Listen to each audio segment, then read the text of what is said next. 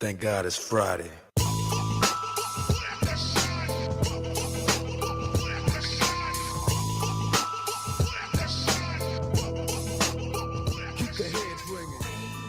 Good morning, Lincoln, Nebraska. Happy Fullback Friday. Welcome to Morning Hookup. Full Strength Friday as well. Elijah Herbal, Justice Rowdy.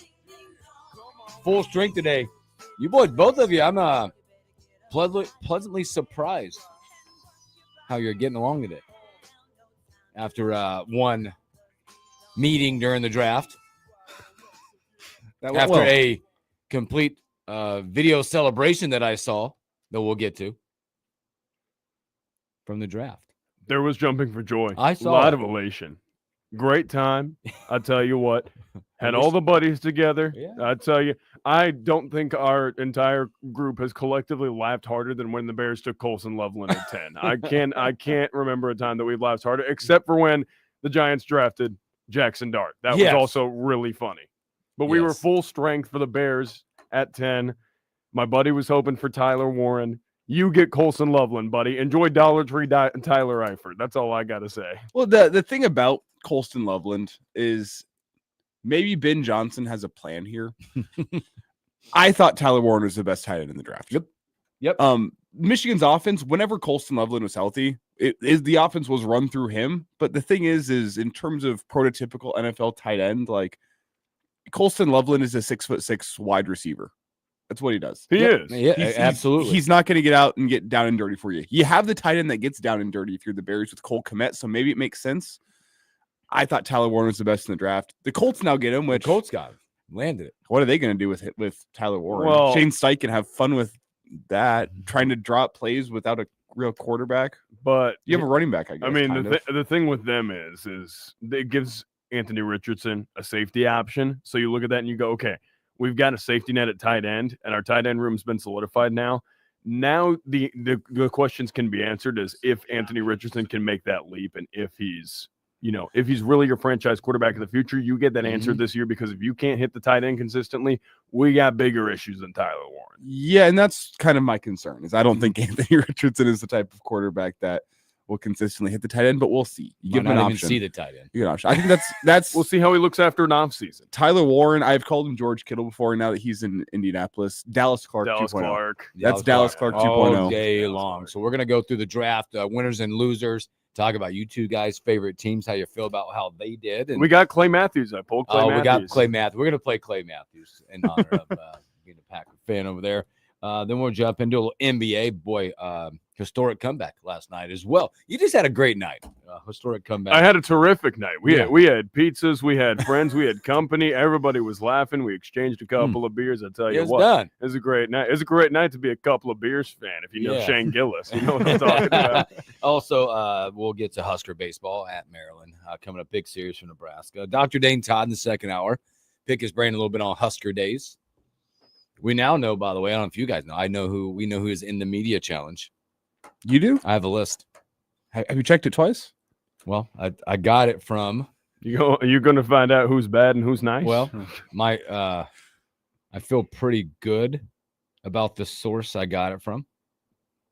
Go find it. Look at this. If I'm not investigative journalism from Hooksy. If I'm not involved, this is a snub. Let me find it. I feel really good. Sorry, I feel really good. It's a great friend of the show.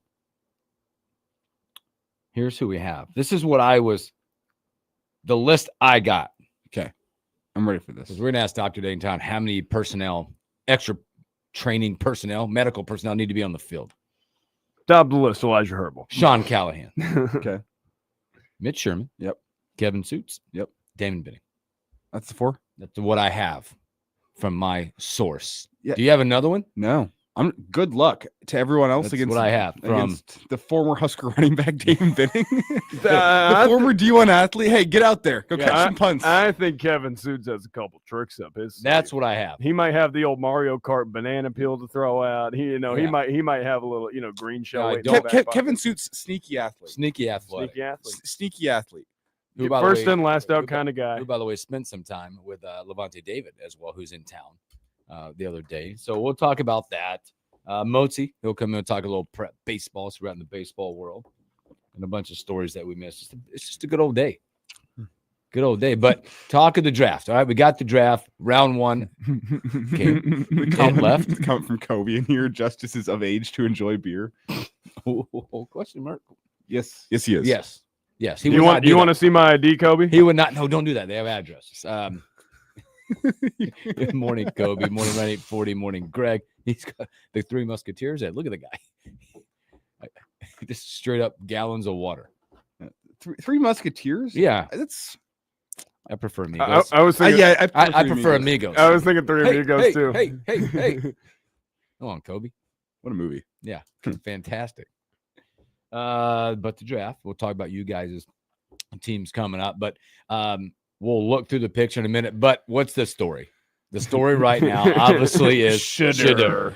Okay, we kind of maybe threw some things out. Maybe there was a team out there that might be like a snake in the grass. Well, we haven't found that team yet that's willing to bite to get to that. Shedeur falls out of the first round. These interviews must have been horrible because I know some people out there are in love with Jackson Dart and what he can bring. He's a giant. He's not the second best quarterback in this draft. If you go watch the film, I can't say with a straight face. And I watched a lot of Ole Miss last year. I'm a bandwagon Ole Miss fan. Howdy toddy all day long. Every single year, I enjoy Ole Miss games. I'll admit it. I cannot look at the film and with a straight face say that Jackson Dart is a better quarterback prospect than Shedeur Sanders. No way. But he feels like he's got more Dable tools type guy. I think he's got more tools. He might have a little more arm strength. He's got that competitive spirit that you really like. He's got a better physical profile. Yeah, but like you said, you wonder he's what toolsier. But you look at the film, and I can't look at the film and look at Jackson Dart and say that guy, as of right now, is a better pure quarterback than Shedeur Sanders. I can't do it. Well, apparently the New York Giants disagree with you. Or there is something hellish in the interview process for Shedeur Sanders, which is what was being. I gotta wonder if he just walked in, hoodie on, no care in the world, headphones on, AirPods in, something like that, and he just didn't give. Just turned off teams completely. But there is a lot. That'd be in line with his father, but. Yeah, I think there was a lot to do with the Sanders name that probably hurt this just a little bit and have a little dripped out draft party that he had going on. But he falls out of the first round. A lot of guys will tell you, a lot of people tell you that not probably did see it coming just a little bit.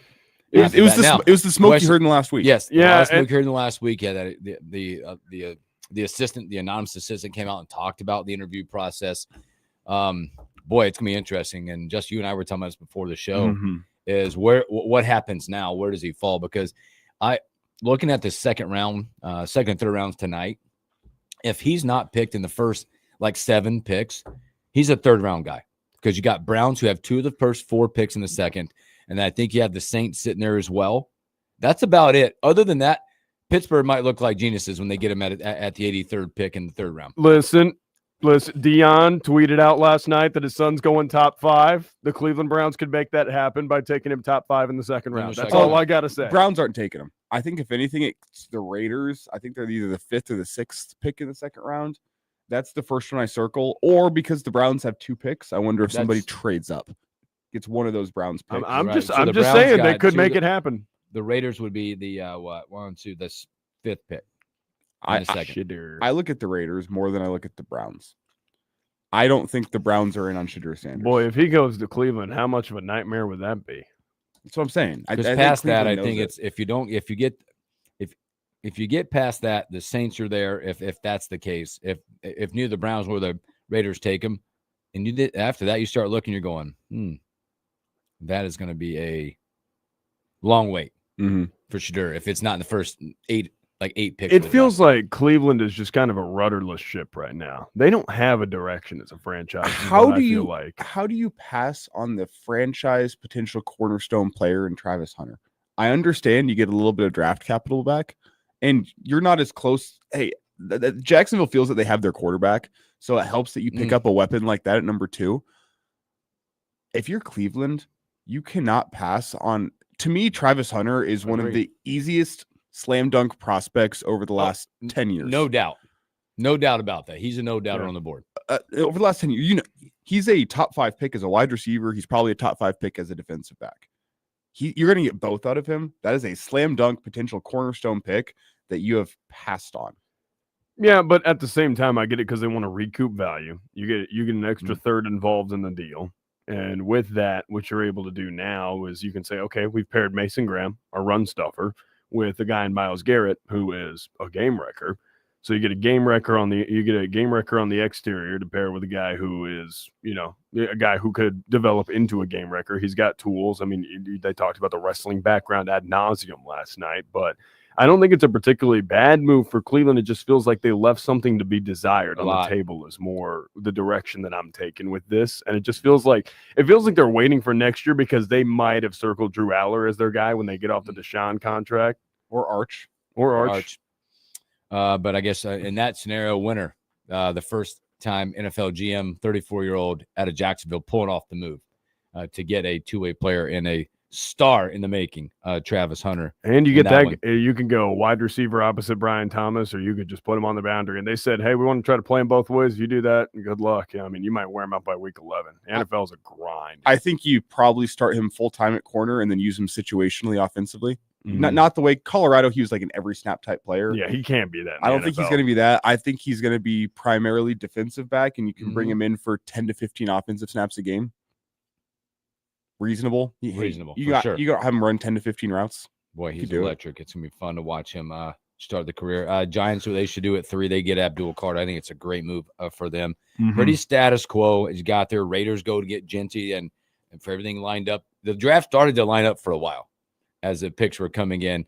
Obviously, you talked about the 10 pick with the Bears and Loveland there. And he's got a couple questionables as you keep going down through the list. But let's get to you guys' teams real quick and how you're feeling. First time ever, huh? First time since 2002. Jordan Love is got to be waking up this morning going, I won the lottery. Yep. Hey, first time since 2002, Javon Walker. I mean, it was said a million times last night, so it's not even a draft fun fact anymore because the drought is over. When I looked at how things were lining up, I thought this had Will Johnson written all over it. I thought they were just going to snap him up, say, hey, we don't know what Jair is. This tells me they still think Jair's on board. They can't find a good suitor for him, so they're going to try to keep him around another year. This is what, kind of reading the tea leaves that tells me. But you get a guy who is, I don't know if he's 4.29 speed. I think he's probably a realistic 4.3 guy, but he plays quick in pads.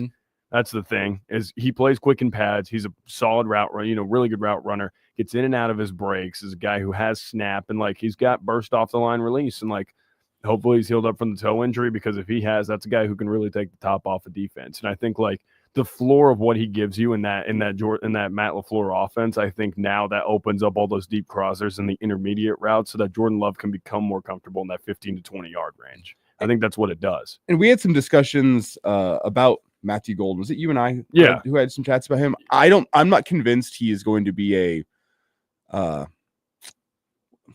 the best way to put it? A number one target for years and years because of the size that he has. He runs really good routes. I think he's going to be a slot guy in the NFL. But I think where you guys got him makes sense considering Ibuka and McMillan were already off the board. You fill a team need. I liked Ibuka and McMillan more, but Matthew Golden's got some electricity to him. And if he can run a full route tree from the slot, yeah, could be special. Well, and I think the thing is you can play him on the boundary. That's the thing. With the way that Matt LaFleur runs his offense, it's pretty positionally fluid in terms of wide receiver. Different guys are running in and out of the slot. They've operated, Romeo Dobbs in the slot. They've thrown Jaden Reed in there, Dontavian Wicks. Now you add Matthew Golden, who's a guy who brings legit speed from any position. He can run a full route trigger.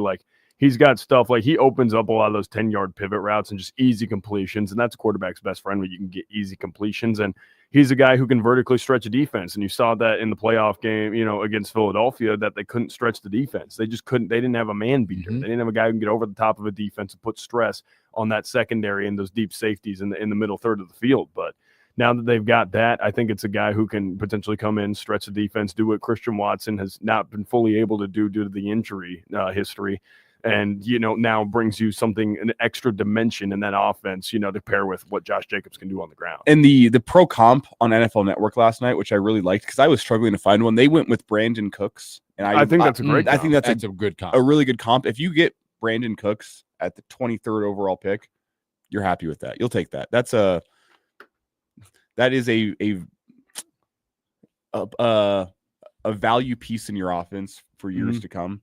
If you get the production out of the rookie contract that ends up being Brandon Cooks, you'll take that if you're the Packers. Absolutely. And I think like when you look at what he is, I don't think he's a career #1 guy. I don't think you're the guy who said, this guy's generational. He's #1. I think he's a darn good #2 on a championship team. We're in agreement there. Yeah, so that's what I think. But you add a guy who in a Matt LaFleur offense where everybody's going to share touches, it's a guy who can help share touches, and he can add you an extra dimension. That's all you need. Now your Broncos went out and got a nice little luxury. By the way, piece, they got a nice piece. I think they held off and didn't take the bait on going running back, which we discussed. That Hampton went 2 picks later to the Chargers there, but they're going to get a really good DB who can play a lot of different spots. And I was going through watching some pre-draft interviews with Jahdae Barron. The Broncos got one, and they do not consider this a luxury piece because essentially the stats in the NFL and how the Broncos run their defense, they looked back at their snaps and they said just over 70% of the time they were on the field defensively last year, they were in a nickel package. They had 5 defensive backs in the field over 70% of the time. That's the modern NFL. So essentially they're saying it's not a luxury piece to have a nickel back in the modern NFL. And that's what they got with Barron. They got themselves a high level nickel back.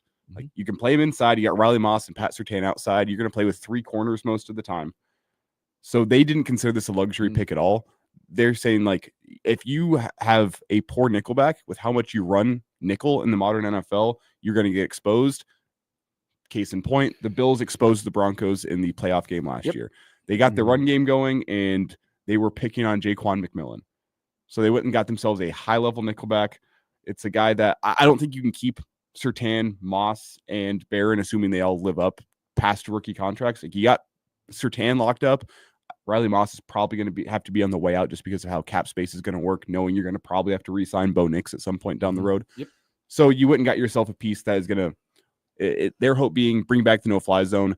And whenever I watch the pre-draft process from Barron, he feels pretty close to a slam dunk just with how mature he treats the game.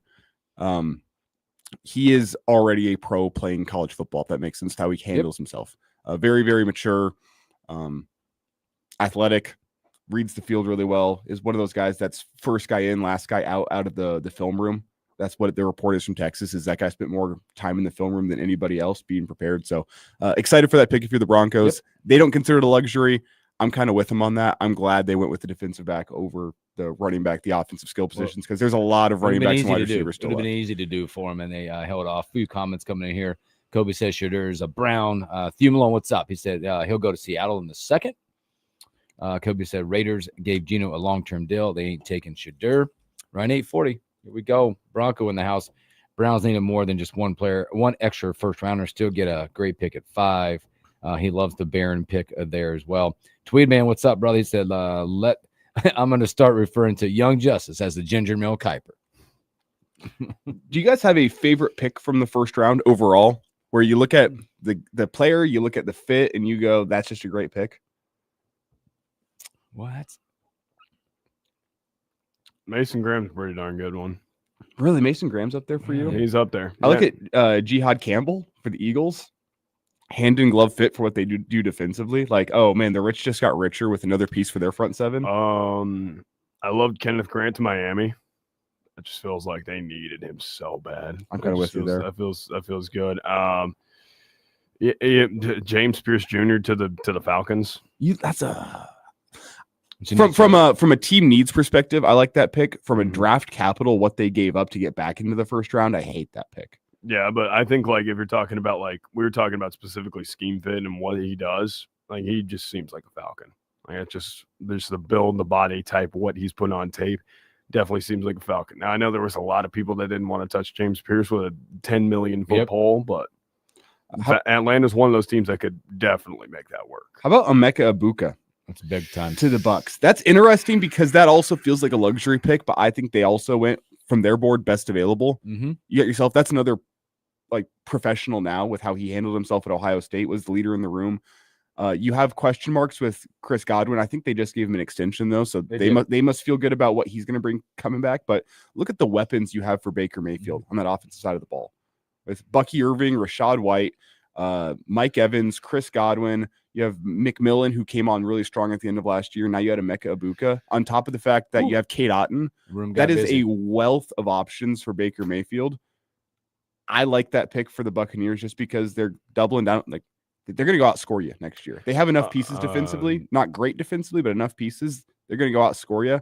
I actually really like that pick. I think they need to find a guy defensively, but like if you look at what they do schematically, offensively, like it makes sense to get Ibuka, but it felt like they went and tried to just make their offense a little bit more richer, and now their defense is going to be struggling because of it. I mean, certainly they could go attack the market in free agency and just see what they could get to shore up the defensive ranks, but I thought at the spot they were at 19, it was a difficult spot. They probably went best available, but I think they still could have gotten a decent defensive piece and made out. I'm glad they passed on Jahdae Barron, but I do understand the Ibuka pick for them just because it makes your offense ridiculously explosive and hard to stop. And I don't think the Jets should go under the radar here. I think taking Armand Membu, getting a guy who could shore up the other side of the tackle position alongside Olafashanu, I think that's it. That, solidifying the tackle position is so important because no matter who's going to be behind center, you got to make sure they're protected. And for New York, they've struggled for a long time to keep their quarterbacks protected. So to get Armand Membu, who's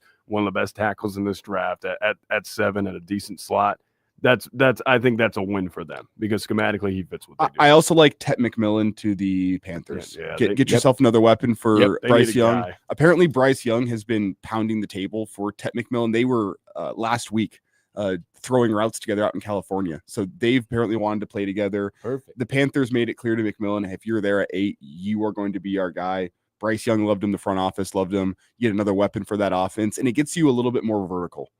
And that's what I think is going to be big because Bryce Young early in his NFL career has been a little bit more West Coast is what they've asked him to do. This gets a little more downfield to your offense, which you didn't have. Let's be honest. Adam Thielen was old. Xavier Legette needs some time and is more of that intermediate sure hands guy. He needs to work on the hands part. Yeah, you get a jump ball deep threat now that you can, if you get single coverage on the outside, you can chuck it up to him. And the pre-draft report that I love is on jump balls. Tet McMillan is like Gumby. He just contorts himself and has a giant catch radius. He goes out there and gets everything. I think that's a really, really interesting stylistic fit for the Panthers because it can kind of change what they can do offensively. I was also really intrigued by how deep this draft is, especially through the first round. And I think a lot shows you how from 27 to 32, the talent that was drafted. When you look at some of those teams on the back end, and I think every one of those teams addressed the need. And I think the Chiefs got a steal in that pick with Josh Simmons when he's healthy, maybe the best tackle in this and addressing that need as well. So a lot of fun stuff in that one. And now you look at some of the guys that are still available here on day 2. I know this has been a massive first segment. There's a lot to talk about with the draft. I feel like Hugh Malone's here, but let's go. Will Johnson's still on the board after day 1. That was so there's concerns with his knee where he had some sort of cartilage grafted into his knee at the end of 2023, kind of held him back last year. There's concerns about that being a long-term issue. If it's not, whoever gets Will Johnson in the second round, steal. Absolute steal. My goodness. You could argue that's the best defensive back overall in the draft. Yep. Plays really, really aggressively, ball hawking style defensively, isn't afraid to hit.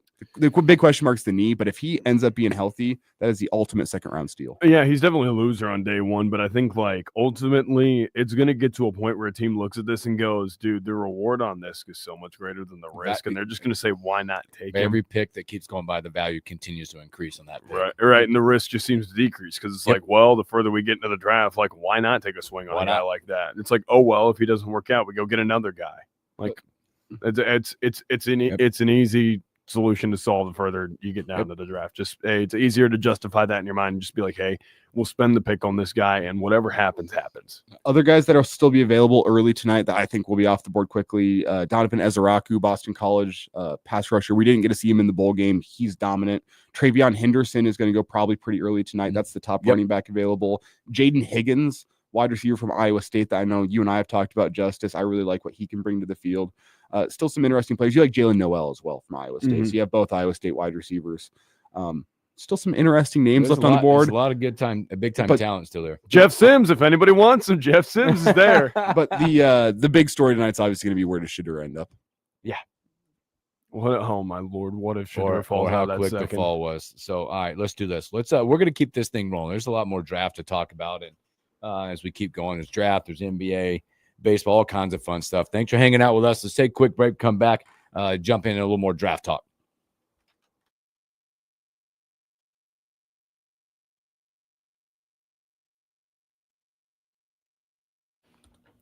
Good job, fellas.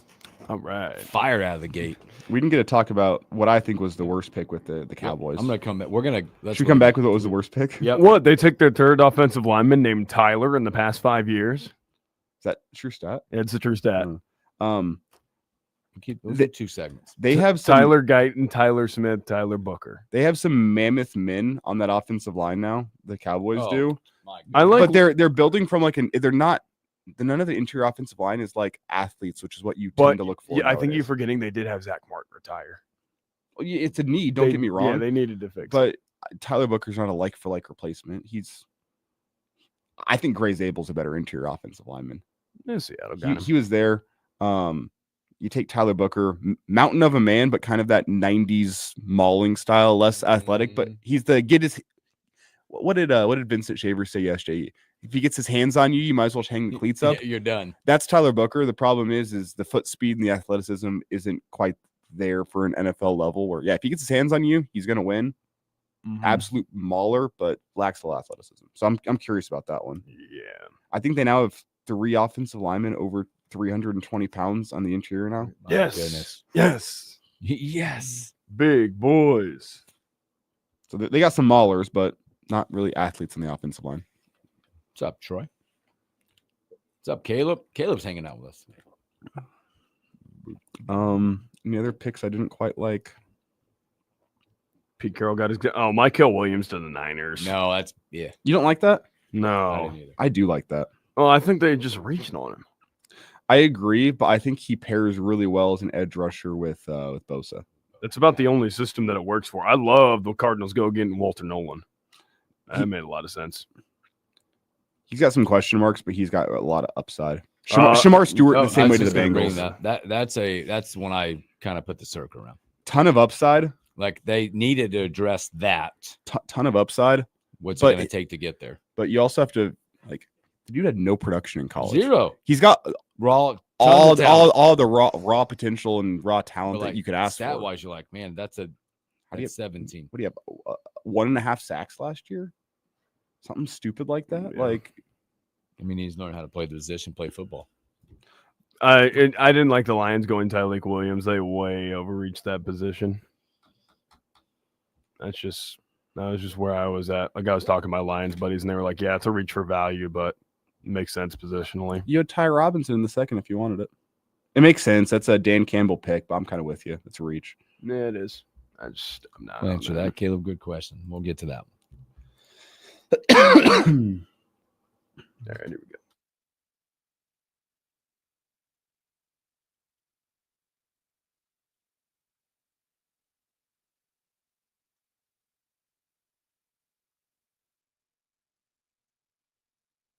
All I do is win, no matter what. Got money on my mind, I can never get enough. And every time I step up in the building, everybody hands go up. And they stay there. Welcome back in the morning hookup. Happy day after draft Friday. Full strength Friday. Thank you guys for hanging out with us. Great questions coming. We're going to keep a little draft talk because there's a lot more to get to as we start looking into round 2 and some of that in the round 1. Caleb posed a great question. I think a lot of people out there, it kind of got glossed over as the running back position a little bit because we talked yesterday how much value in round 2 that some of these running backs as they're going to start coming off the board. Caleb, do you guys think Genty at 6 is a little crazy? Deep running back class, taking running back that early is a big investment. Yeah, because the rookie contract from the 6th slot is $35 million over 4 years, averaging around $8 million a year. That's what you're going in right now. So if you think about that and you look at the other payment scales for running backs in the NFL, you're essentially paying Ashton Genty on his rookie contract like he's a top 5 running back in the NFL. Yep. Can he be that? Absolutely. He can be. It's a little bit nerve-wracking, though, if you're that team with that offensive line. Their offensive line's got a lot of questions. Mm-hmm. You went and got a guy that will sell some tickets, Oh yeah, bring some explosiveness to the offense. If there's anyone in the draft that can take a routine 8-yard gain and turn it into a 60-yard touchdown, is Ashton Genty. He's that special. But you are paying him right away on his rookie contract like he's a top 5 running back in the league. But I would like to raise you this point. This is the Raiders. And the Raiders have had a long history of not caring about what the experts say about your value. They don't care about what they say. They say, we like this guy.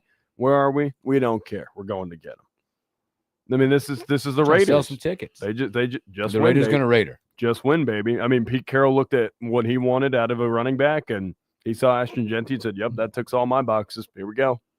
Elijah posed a question, and during there, a worst pick. If you had to circle one, I talked about picks you didn't like. Now, worst pick. Which one would that be? I went right to the Bengals because I think the Bengals needed to address the edge, but the player they got there, a lot more questions there was than a swing answers. and a miss a little bit right now, based on the fact that you look at his college production, which was, like I said, it's like a sack and a half or something. There, a ton of raw talent, ton of physicality. Doesn't look like he knows how to play the position very well. Not going to be an immediate impact, and at 17, I just did not like that number there with him. It also poses. I mean, Trey Hendrickson requested a trade this year. Yep. He still wants out. Still wants out. He's still not, looking. Yeah, he hasn't changed his mind. And now you draft the potential replacement. And it's that name. Dude, it's like when you get to, it's like getting to the tail end of a relationship. Like he's starting to get wandering eyes. He's starting to look around for potential suitors. He wants to see who's on the market. He don't care where he's committed to right now. He's looking for better. Remember, that was the one we talked about yesterday. For the Bengals to go from good to great, they had to address that side of the football, and I think they swung and missed right here. We'll see. It all comes down to projecting with him because he is from an athletic. He's got all the tools in the toolbox to be arguably the best pass rusher in the NFL. But you also have to look at the college production and ask, why doesn't a guy who is this much bigger, faster, stronger than everybody else in the NFL or in college football not get production out of it? Right? It's like you can have all the tools in the toolbox you want. You can have a hammer, Hooksy, but if you don't have any nails to swing it against, you just got a hammer. You gotta have something to swing it against. We gotta have some foundational production, something to look at, some skill to say, okay, I know you're going to do that at the NFL level. Are we sure that Shamar Stewart has many of those? That's the ultimate. It's the ultimate boomer bust pick. If you can get him some nails and he does it right in Cincinnati, that could be a top pass rusher in the NFL. Yep, like legitimately, he's a physical freak. Yep. But there's also the world where he just becomes a nothing burger, and that's very scary for a guy in Zach Taylor who is fighting to keep his job. It's another one that you guys, that's on mine. What about you guys? Or was there one that you're like, just don't, I hate it? Tyler Booker to the Cowboys. It's a reach. I thought Gray Zabel was the best interior offensive lineman from North Dakota State, which he had a great, you guys see his quote after he got drafted last night? This is awesome. He's sitting with his friends and family in North Dakota, actually northern South Dakota, because he's from Pierre. And they got like the whole draft story. He's actually running like a family farm in his off time when he's not doing NFL stuff. But after being drafted, he was asked what he'll do to celebrate. He said, I'm probably going to start diving into these bush lights. Yeah, he is. Went on to say he has a 12-hour rule for celebration, so he'll celebrate with bush lights for 12 hours, then he'll move on and get to work. But that's Gray Zabel, who is off to the Seattle Seahawks. Meanwhile, the Cowboys took Tyler Booker, who mountain of a man from Alabama. Absolutely massive. 321, 320. Definitely the type of guy, he gets his hands on you, you are going to the ground. He is going to move dudes in the running game. The problem being he lacks a whole bunch of athleticism and foot speed. And in the NFL, the translation there is questionable. College football, you're not going to run into the athletes running into the NFL. There's some absolutely incredible athletes in the interior defensive line of the NFL. How is he, with his limited foot speed, going to handle things? I thought it was a reach at 12. I think Booker's a good player. A lot of question marks there with how he translates to the NFL. Third Tyler they drafted on the offensive line in 5 years, by the way. Tyler Guyton, Tyler Smith, and now Tyler Booker. There you go. Fun fact of the day. There you go. There's your NFL trivia. I did not like the pick. I just keep going back to just because of I just think it was positionally just a reach, and also I'm a hater. The Tyleik Williams to Detroit pick just does not make a ton of sense to me when I look at it. There are, I think, better defensive tackles on the board who bring more immediate need for what the Lions needed last year, and that was pass rush from any way, shape, or form when Aiden Hutchinson went down. There are a lot better pass rushers from the defensive interior spot than Tyleek Williams that were left on the board. Yeah, I will say that. You talk about interior pass rushers. Maybe you hope that your guys on the outside can handle that for you, but across 2 seasons, just 5.5 sacks. Yeah, that's not go cut it. I get it. He's a run stuffer. I get you want a big body in the middle. I mean, it's what keeps a lot of guys employed in the NFL is if you can stuff the run. But you got to have a little pass rush get going to you, and I just don't see it with Williams. I thought it was a pretty big reach for what they could have gotten at that value in that position. And I think what if I'm the Lions and I'm not a GM for a reason, but you look at the fact that you got to get 4 hands on Aiden Hutchinson every single pass rush rep, which opens up your guys on the inside. Tyleek Williams is not the power rusher, get after the quarterback from the inside you look for. He's a run stuffer. He can eat up 2 blocks on the inside. I don't think he's going to be taking on 2 blocks on the inside all that much, though. So a little curious. I'm with you. I don't doubt Dan Campbell, though. I think Dan Campbell has his brand of defense, and if he likes Tyleek Williams, I'll be curious to see how it works out. That's that. I give them the benefit of the doubt because I go, Dan Campbell. I trust Dan Campbell with his defensive line. That's True. a big I just look position at it. I just look at it the value and the slot, and I'm like, you could have gotten, I think, a lot more, and you did a lot less. And I get you wanted to scheme fit. I get you want a guy that you like. Boy, you went way into the woods to go get him. Another pick I hate, not for the guy, but for what you had to give up, was the Falcons. Oh boy, taking James Pierce Jr. And we're in disagreement here. I just don't like what you had to give up. I mean, I don't like. back, I mean, I wouldn't say I'd like what they had to give up either. But like, I get it to want to go get a guy. I mean, you heard what they were saying. They were going to take him at 16 where they were at. I'm like, that's ludicrous. When you had Jalen Walker on the board, right and I think, there. Yep. I think they took Jalen Walker. They did the smart, sensible thing. They were like, hey, we can't let this guy fall any farther. Probably It's true. not bad. It's just what they had to give up to get there. Yeah, it's just you did give up a haul for it, and I think you give a future first round. Yes. Yeah, but Pierce Jr. There's a lot of character question marks there. There were a lot of people saying that wasn't well liked in the locker room, wasn't a guy that the coaching staff particularly thought was, of high upstanding leadership. He's just kind of a guy who was about James Pierce Jr. And while he was incredibly productive in college, a lot of raw physical tools. They felt like there could have been more. This was a guy who was billed as the potential first overall pick going into the season. He just didn't produce to that level at Tennessee. And a lot of it is because there's some questions about the work ethic. So, but if he pans out, that future first is not going to look like anything. The comp is Randy Gregory. Yeah, to me, he's got slightly shorter arms. I think he's 6'5", so he's about the same 6'5" and a half. Same size. So about the same size, shorter arms. But in terms of you're getting a guy with character concerns, question marks about his dedication to football, but from a talent point of view. And I mean, whenever he was on the field at Tennessee, he flashed. Yeah. You saw that guy looked a little bit different, but just a lot of concerns off the field and with what his commitment to football is going to be, which to me screams Randy Gregory. And you gave up a future first round pick to go get that guy. So that's why I have question marks about it. Yeah. Lots more coming up from the draft from us as we keep moving along. Real quick before we take a break, let's go in the NBA real quick. Wild night. It's not in the talking NBA. about the Nuggets. No, I know we're going. Wild night in the NBA. Game 1 last night, you got 118-116. Knicks prevail in one of those classic, felt like really a heavyweight fight last night. The Towns 31, Cade Cunningham 27 and 11 last night, but the Knicks take that 2-1 lead. And that one, the two games that everybody's talking about. One, boy, the Thunder come back from 29 down. Big moment in that game is when Ja went down, could not return. That's when it flipped.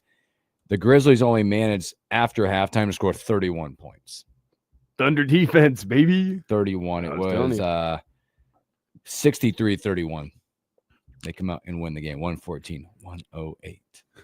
I saw. So I had already turned off the Nuggets game by this point, but I see on. Well, it was over at half. I see on Twitter last night, they're really going to come back from down 29, aren't they? And I'm like, oh, the Nuggets are coming back. And I go check, and I go, oh, it wasn't the Nuggets game. The wrong 29. Yeah, Clippers. That was the wrong game. Clippers way too much last night for the Nuggets out there. That atmosphere was electric. If you got caught part of that, 117-83. Is that okay? Enough said. Yeah, it's half of the Nuggets team, including most of their starters. Russell Westbrook picked up an injury, but he didn't look like he wanted to be out there. Michael Porter Jr. didn't look like he wanted to be out there. Aaron Gordon. He hasn't looked like that all season. Should we throw up injury? Aaron Gordon's the surprise to me, looking like he didn't want to be out there. Yeah, gross performance from the Nuggets. They Flush it and move on. Move on. flush it, They're move down on. 2-1. Used as motivation. You got to get the next one Yeah, on the that's- road. That's when you take the tape. You don't. You got to take home and you court move back. on. I don't have much You confidence. can't let Nebraska ball legend Ty Lue get into your head like this. Hey, I'm all in on the Lincoln Stars this postseason. There you are. We're gonna get My Avalanche are worrying He's moved me. on. My Nuggets are worrying me. Lincoln completely- Stars. I'm going tonight. I picked up tickets. For Oh, you did tonight. $3 a pop tickets. Oh my. They had a flash sale yesterday for a couple of Woo! hours. $3 a seat. You better believe I picked up 5 Oh. seats. And by flash sale, they said, "Hey Elijah, if you stand on the corner shirtless, we'll give you We tickets got for you $3 a this. pop." Easy. Truffle shuffle, baby. Tonight, a couple of the series will continue for the NBA. You got Celtics Magic. Okay. It's over, ladies and gentlemen. It's an over. interesting spread tonight too. By the way, obviously they didn't need Jason Tatum. It's only Magic are getting 4.5 tonight. Pacers Bucks. Doc Rivers said that they feels really confident being down 2-0 going home. So we'll see how that goes. They are 5.5 point favorites. The matchup tonight, everybody, from the NBA perspective, the night game on ESPN. Lakers headed to Minnesota. Minnesota 3-point favorites tonight. So we'll see how those series will flip. Lakers in 5. Lakers in 5. So OKC Thunder, a Boost Mobile Bumble, WWE Royal Rumble. Lakers in 5. I love it. So let's take a break. Let's keep it rolling. There's a big series for a baseball team here locally this weekend. Let's talk about that when we return.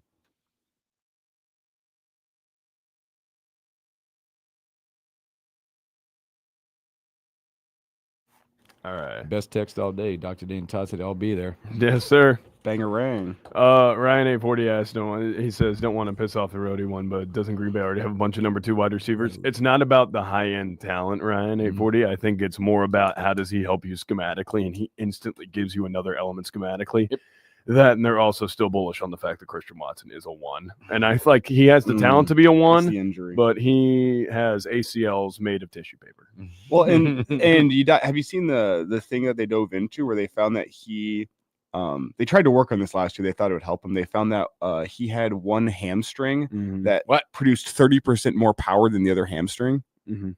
I think it was his left hamstring, and it caused a whole bunch of hamstring and knee issues for him. So they're trying to work on that through the offseason and get that right. They think that's going to fix the injury concerns. I mean, it's part of what made him so explosive, but the problem with that is that when one part of your body is producing an unequal amount of torque, it just tends to lead to more stress on that part of the body, leading to more injuries. It's a causation effect thing. So I also am still kind of bullish on Christian Watson being a 1, but just the injuries are concerning. If he stays healthy, absolutely, I think he can. That, and they're right now in talks of trying to trade for a guy who definitely could be a 1, probably is a 1. They're trying to get George Pickens, and I will throw character issues to the window. I think he wants out of Pittsburgh, and I think that if Green Bay trades a second for him, I think I'll be very happy. I also think there are probably only 2 potential wide receiver 1s in this draft with Ted McMillan and Luther Burden. Maybe Jaden Higgins. Maybe Higgins could be, but like that's like the 90th percentile outcome for him. I think is what you're looking at. Like that's like he's more likely to be a good 2. Yeah, and that's like I like with Matthew Golden. I'm good with a guy who just that skill set is just something that you don't have, and like I'm big on skill set rarity when just like evaluating prospects in general and evaluating guys in any sport. Like, what's your skill set rarity? Matthew Golden being that fast and running that good of routes is not a combination of physical skills that comes along very often and technical skills.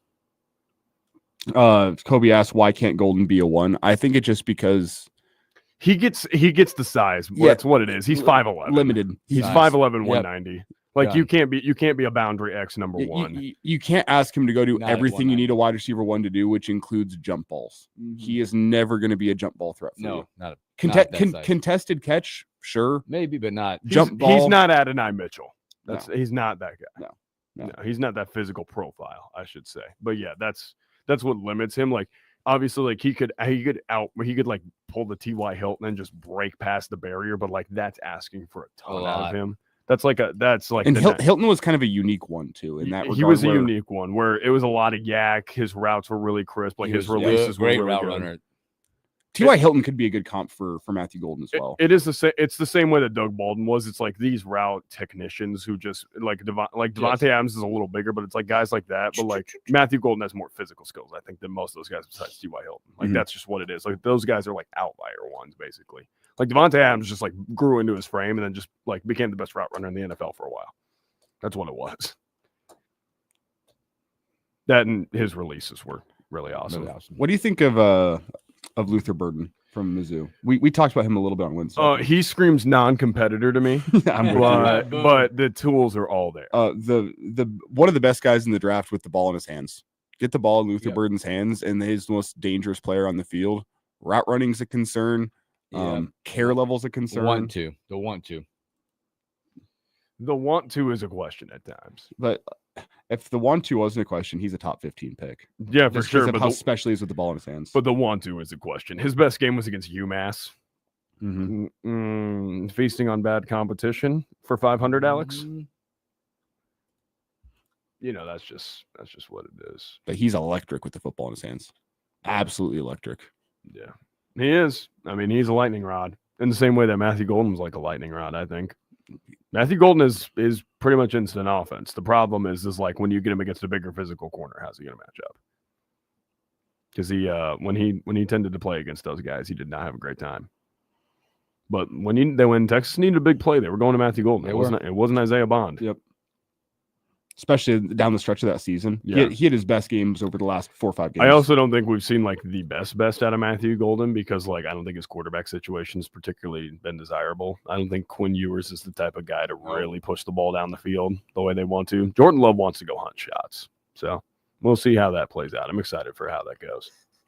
But yeah. All right, here we go. There we go.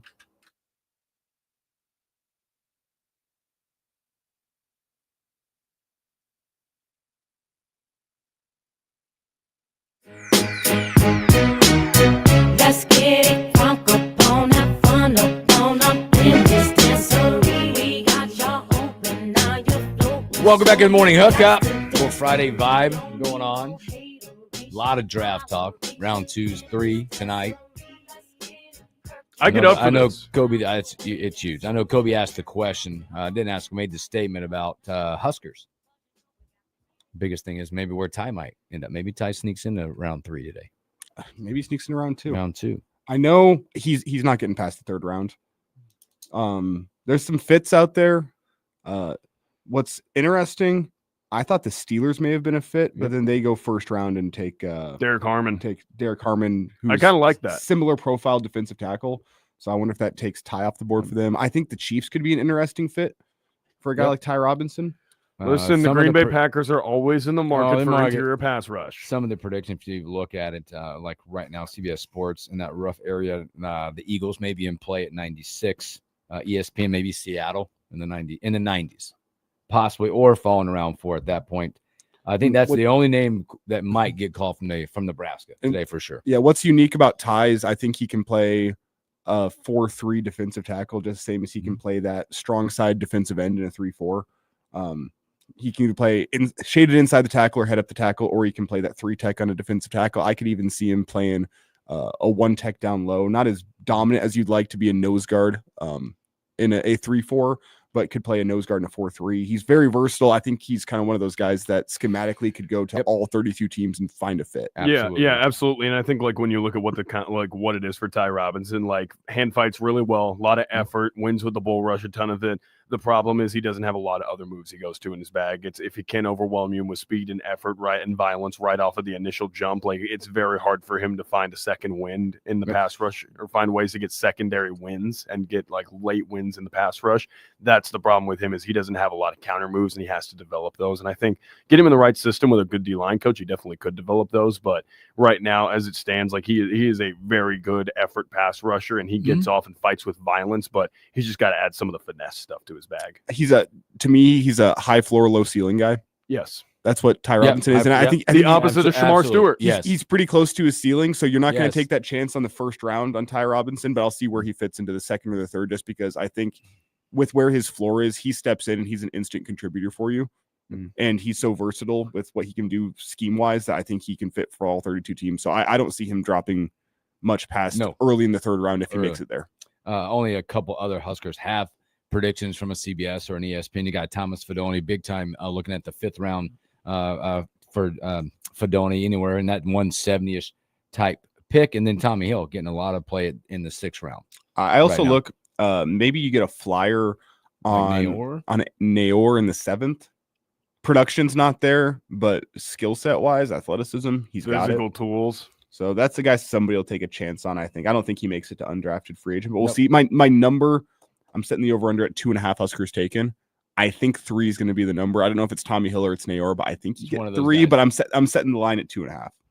Love it. Or maybe a team loves what NJ Sherman brings to the table. You never know. I mean, NFL teams can get bullish on fit. Stuff and can get bullish weird. on guys. Yep. If you're MJ, though, I think you might prefer to be an undrafted guy just so you can pick where you end up. Right. Just see if, hey, can I just fight for a spot out of Yes. training camp and Yep. just do it that way? Like he might want it. He might want to do it like that. Speaking of a team fighting for a spot in their Big Ten conference tournament, hopefully as we continue down the process today, I guess this afternoonish, 5:00, Nebraska out at Maryland in a big 3-game series with a team that's 2 games below you. Mm-hmm. You can ill afford to drop us here. You got to win the series. They'll be 5:00 tonight, Big Ten Plus tomorrow at 1:00 and Sunday at noon. A lot of runs. You're gonna need Lot run of support. runs. You're gonna need run support. Yep. If you're a pitcher, just know this is not going to be the type of series where you go 7 innings and only give up a run or 2. There's going to be runs at that ballpark. Very offensive ballpark. The wind Yep. tends to blow out. You got to set the tone. You Will need run Walsh- support. You need some long balls probably. Yep, for sure. Can't be afraid. Absolutely. Can't be Also, afraid to go challenge. Big time tonight. Will Walsh has got to cleanse the palate of his last Friday night start tonight at 5:00, and then just go win the series and see what happens. Mhm. Got to find a way to win it. I think it's, You'd love a sweep. Got to win I it. gotta have. At some point in one of these weekends, you're gonna have to get a sweep, just to create a little space. But for me, this is one of those series that you can ill afford to let a team 2 games behind you do damage to you. This could be one of the most damaging series if you lose this series for this baseball team. 100%. Going for it. So, all right, let's take a break. When we come back, we're gonna have the doctor in the house. We got so many questions. Husker days, the media challenge, and how many personnel are going to be needed for those gentlemen out there trying to catch football. So let's take a break. Come back with Dr. Dane Todd.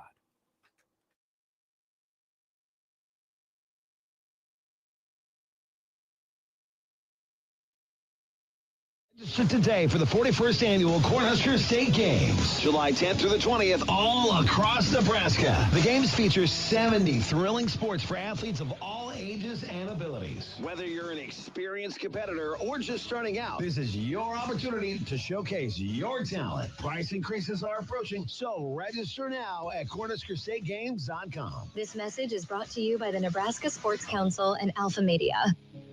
Roper & Sons has been serving generations of families for over 120 years. I'm Dean Schneider, a funeral director and co-owner at Roper & Sons Funeral Home. We are proud to be locally owned and operated, serving Lincoln since 1901. What sets us apart is our commitment to providing every family the compassion and care they deserve. We personalize each service to help you celebrate the most important aspects of your loved one's life. Roper & Sons, because every generation tells a story. Patrick was way behind on his IRS taxes. I was in way over my head. The total amount ended up being somewhere just over $30,000. $30,000.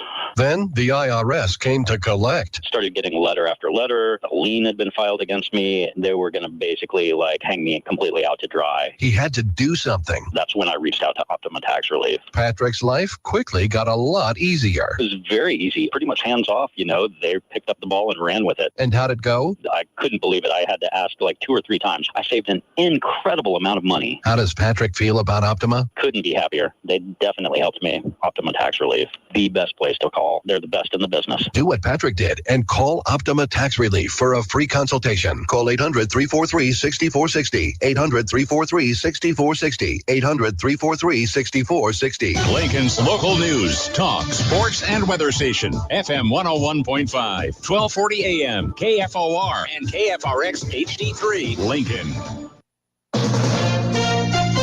From ABC News, I'm Brian Clark. Hundreds of thousands of people are paying respects to Pope Francis. His coffin will be closed tonight ahead of tomorrow's funeral. President Trump is en route to Rome, but trade talks also remain top of mind. China continues to say there are no negotiations on trade and tariffs with the United States, but President Trump says he's spoken with President Xi numerous times. Reporters at the White House Friday pushed him to say when those conversations took place. Have you spoken to him since the tariffs? When did you last I don't want to comment on that, but I've spoken to him many times. The president said he would say more at the appropriate time and wants to see if the U.S. can make a deal with China. China so far has played hardball, showing no indication of willingness to de-escalate this standoff. Karen Travers, ABC News, the White House. New numbers show that consumers remain worried about the effects of the trade war, says ABC's Jim Ryan. Consumers' views of current economic conditions declined modestly in March, but it's their opinion of where things are going that's troubling to analysts. Americans' expectations have plunged 32% since January, according to the University of Michigan monthly survey. That's the steepest three-month percentage decline since the 1990 recession. FBI Director Kash Patel said the FBI has arrested a Milwaukee County, Wisconsin judge on obstruction charges. He said Judge Hannah Dugan intentionally misdirected federal agents away from a man authorities sought to arrest. President Trump's envoy Steve Witkoff met with Russian President Vladimir Putin for talks the Kremlin called constructive, but ABC's Tom Soufi-Bird says the U.S. peace proposal, as published by Reuters, suggests front lines will be frozen as they currently stand. It also talks about security guarantees for Ukraine, but I think it's really, really important to underline in this draft proposal, there is no detail whatsoever about what those security guarantees would look like, and that is a crucial point for the Ukrainian. You're listening to ABC News.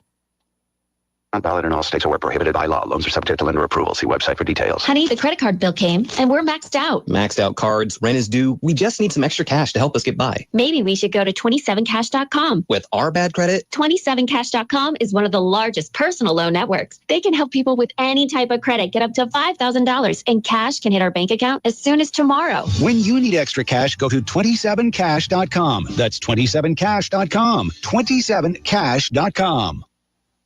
Millions of Americans take medicine like Ozempic and Zepbound. Many of them are overpaying by thousands of dollars a year. These GLP-1 medications for diabetes, weight loss, and more may not always be covered by your insurance, but GoodRx can help. GoodRx helps you save every month on prescriptions at over 70,000 pharmacies nationwide. Best of all, it's free to use. Check GoodRx to save on GLP-1s. Just go to GoodRx.com/GLP. That's GoodRx.com/GLP. GoodRx is not insurance, but can be used instead of insurance, including Medicare and other federal and state-funded programs. A late-night multi-county pursuit. Good morning, I'm Jeff Modes. 52 degrees at KFOR. Several law enforcement agencies helped in chasing after a suspect during a pursuit late Thursday night that started in Saunders County and went through Lancaster County. KFOR News confirmed with the Lancaster County Sheriff's Office today that the pursuit crash and apprehension of a suspect, but the full investigation is being handled by the Nebraska State Patrol and Saunders County Sheriff's Office.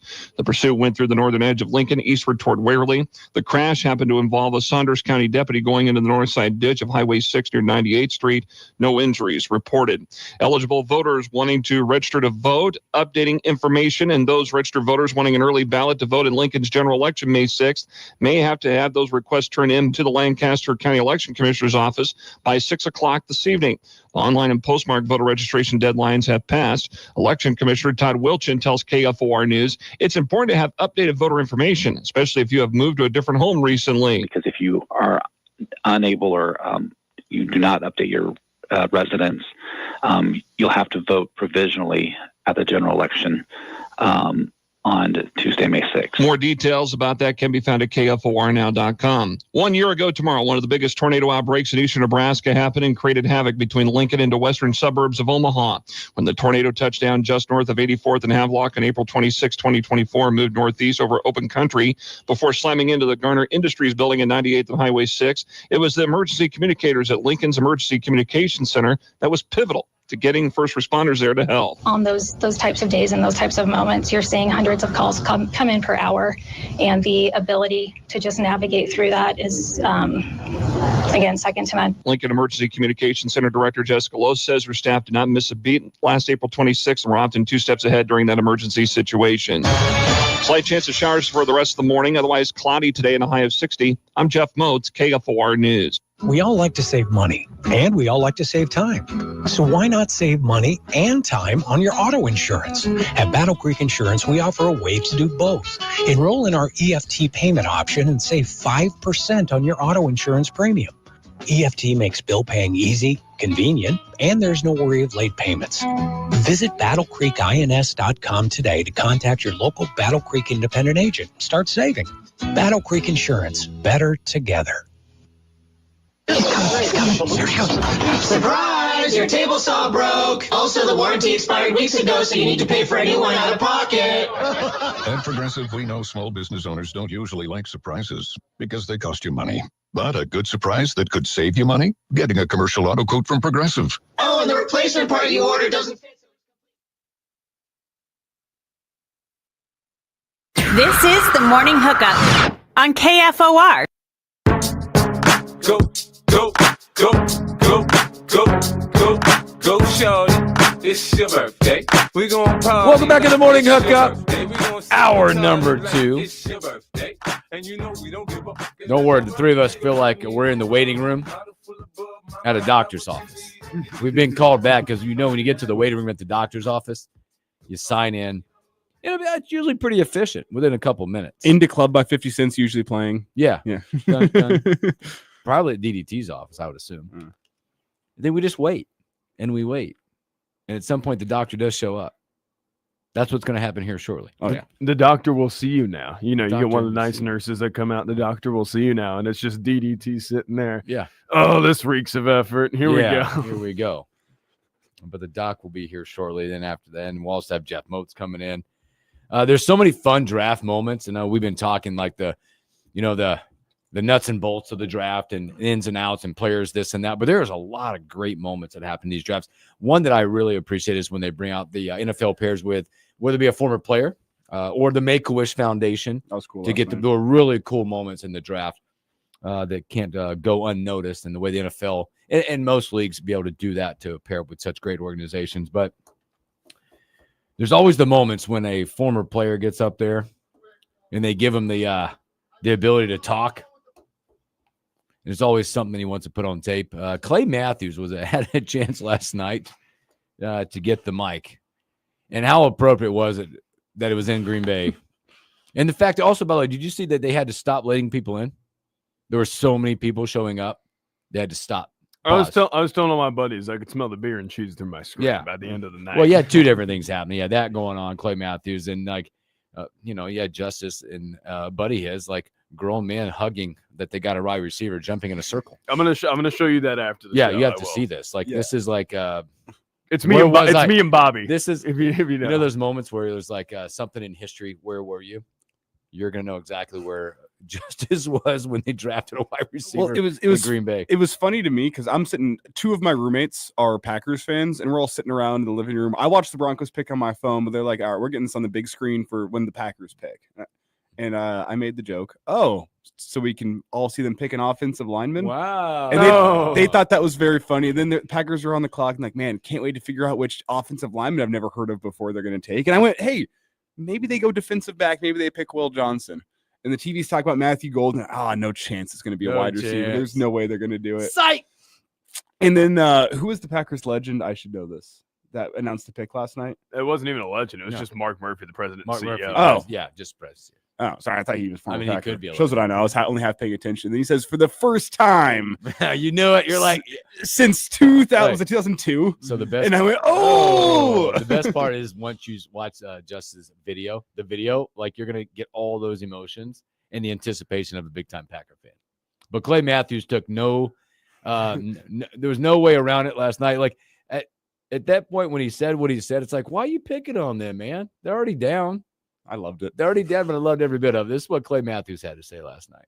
Quick, Roger, but I just got off the phone with the president, Donald Trump. He asked me to pass a message along to all 32 NFL franchises. So let me tell you what it reads here, all right? It says, my fellow Americans, the Bears still suck! I mean, come on.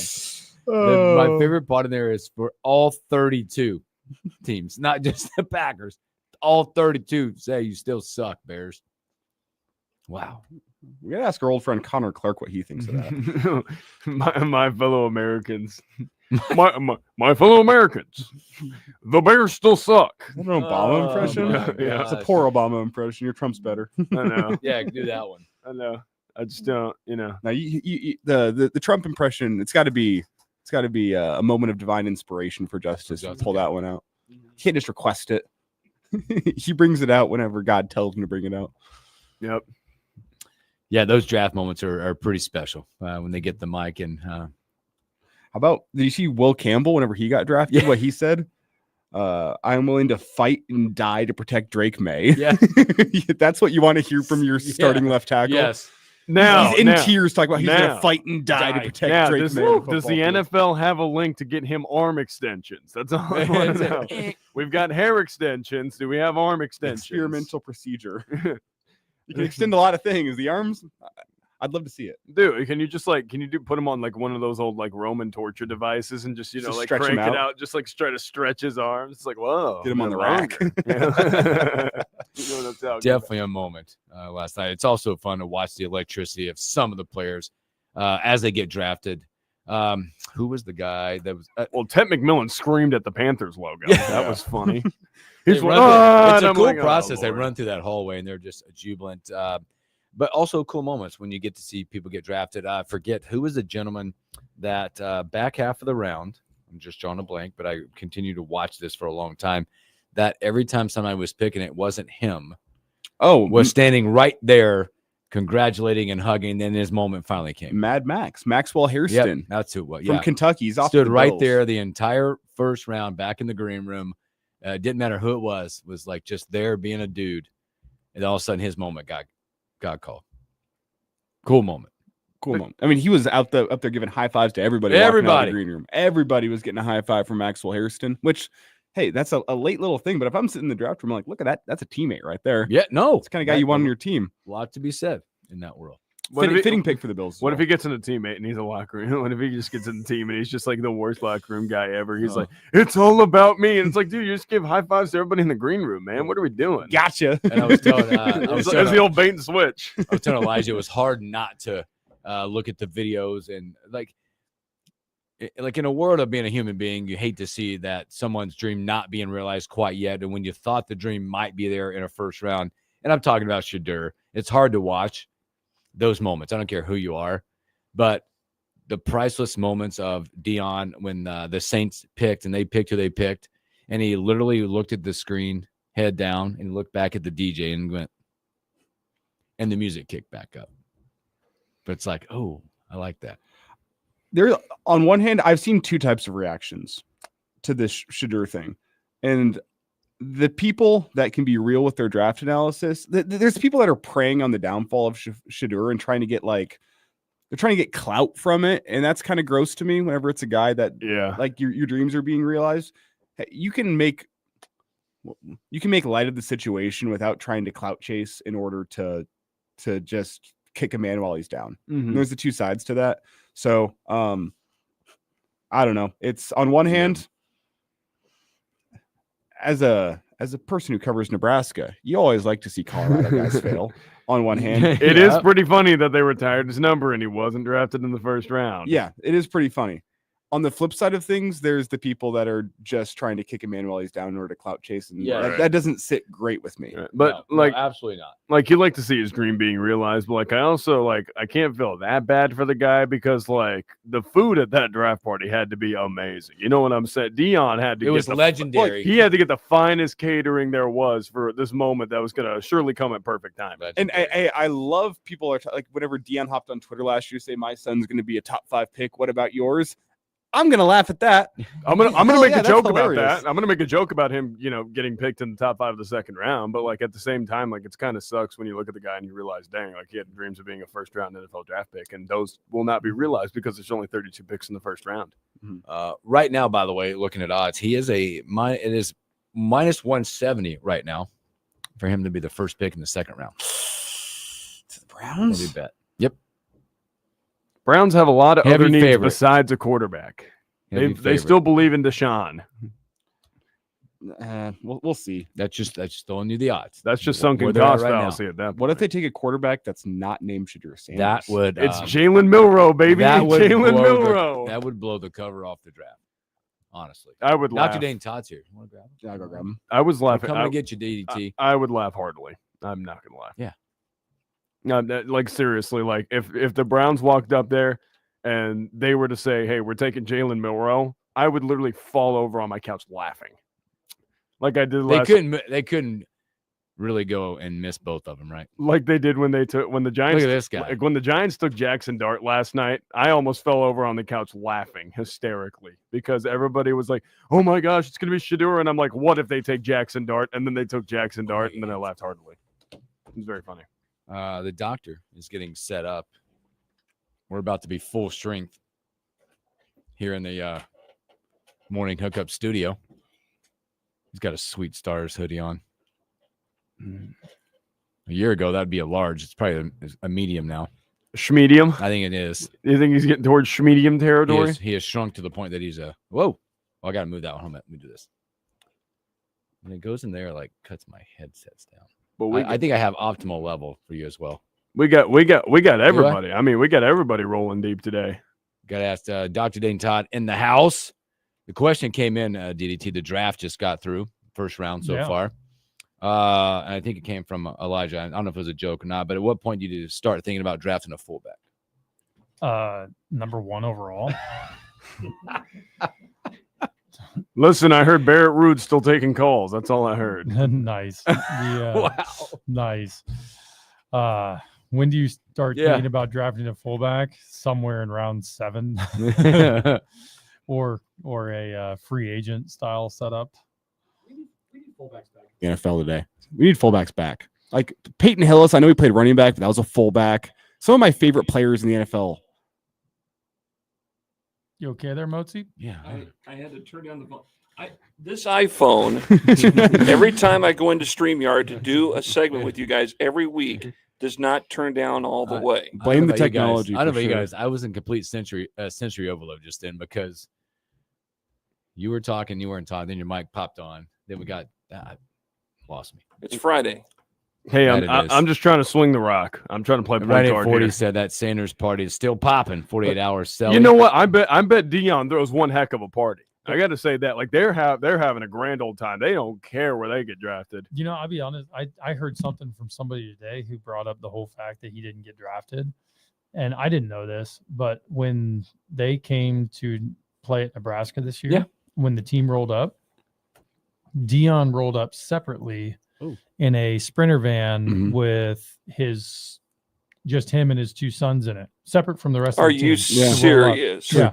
So if you don't, if you want to like throw up the hugest red flag, character, team building, camaraderie, none of his teammates showed up to his birthday party. Okay, Bo Callahan. I want Vontae Mack no matter what. No matter what. Yeah, but I mean, talk about a red flag, man. When your head coach is promoting that and supporting that. Like, what are we doing here? It's incredible. And that's why Shiloh Sanders is a 7th round pick.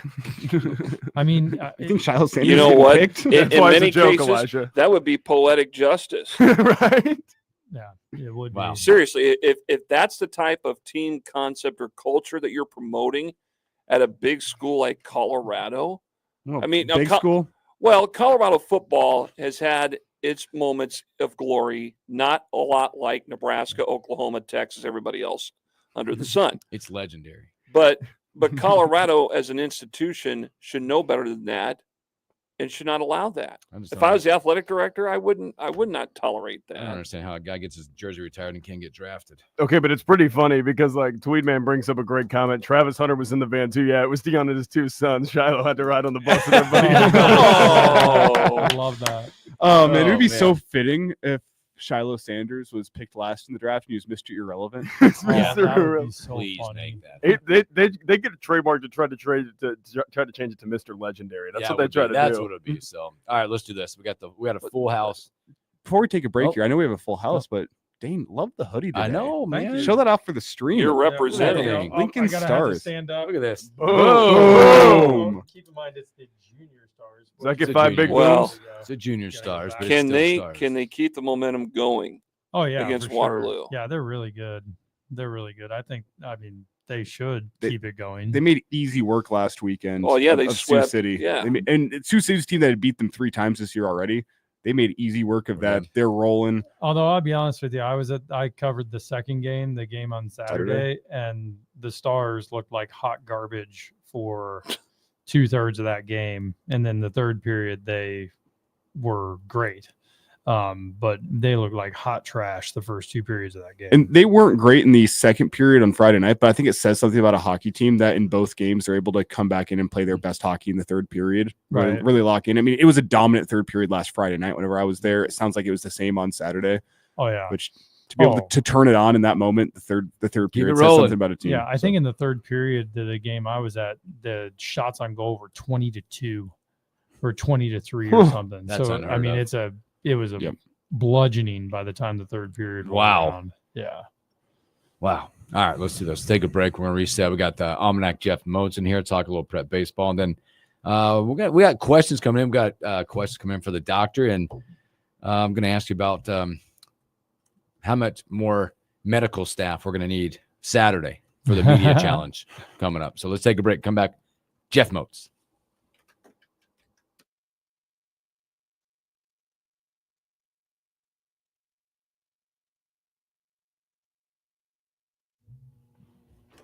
All right. Do you have to be down there Saturday for Husker games?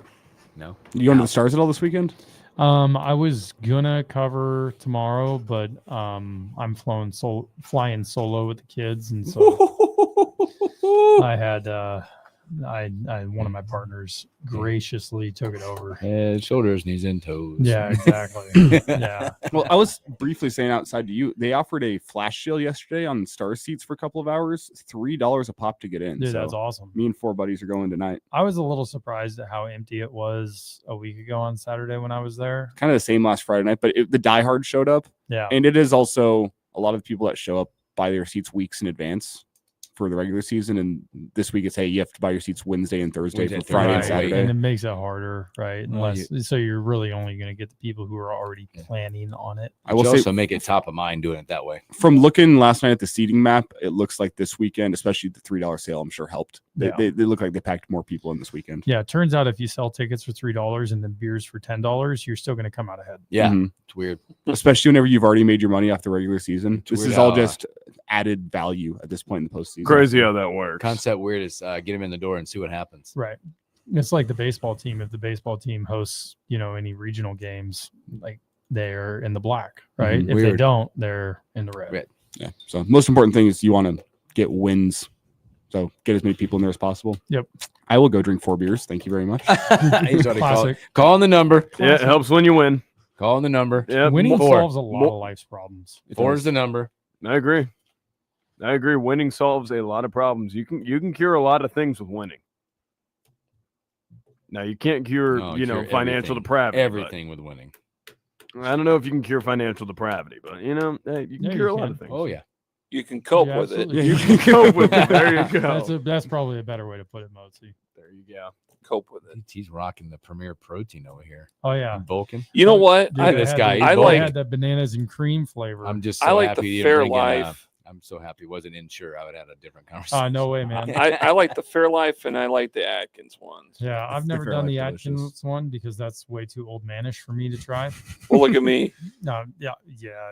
Trust me, you've got way more salt on top than pepper these days. We're well aware. Wow. He is older than I am too, right? This one. Wow. Yeah, by like what, 9 months? 9 months. Still counts. You saying the almanacs put a couple extra pages in the book since the late? What are we doing here? What are we doing? Oh wow. What Rodney Dangerfield say? No respect. No respect. No respect. Hey, no disrespect, but but James Williams. That statement that just discredits literally anything you're about to say. Yeah, you better. But yeah, right. Here we go. I'm gonna insult you.